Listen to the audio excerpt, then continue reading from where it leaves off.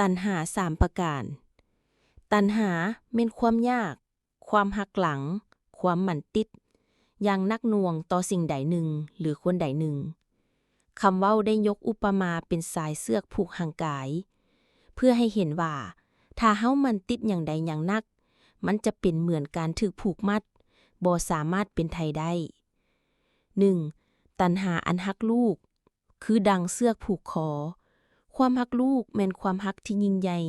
แต่ถ้ามันกลายเป็นการมั่นติดที่เกินขอบเขตจะเฮ็ดให้พ่อแม่อยู่บ่ได้อย่างเป็นอิสระนอกจากนั้นลูกก็อาจถูกผูกไว้ในความคาดหวังหรือความอยากของพ่อแม่ดังนั้น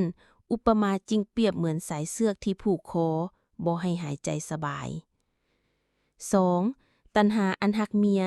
คือดังป่อผูกศอกความหักเมียแม่นสิ่งที่ควรมีแต่ถ้าเฮามันติดหมูหาหรือเกินการพรเสมอจะเฮ็ดให้เกิดความขัดแย้งบ่ปลอดภัยต่อใจ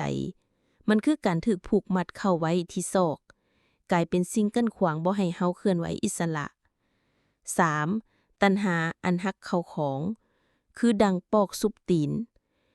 ความฮักในทรัพย์สินของมีค่าเข้าของความหังมีถ้าถือนักเกินไปจะเฮ็ดให้เฮาเดินหน้าบ่ได้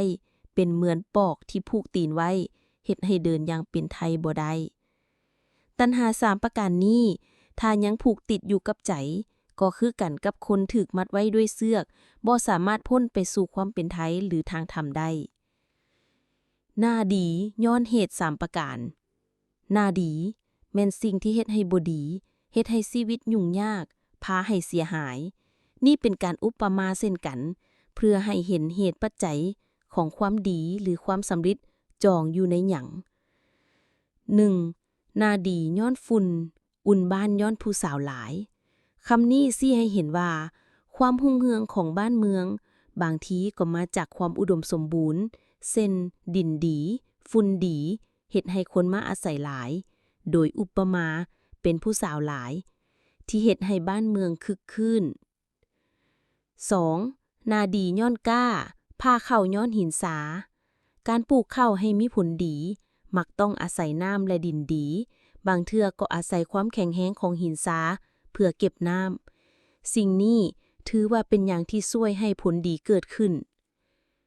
3. นาดีย้อนคัน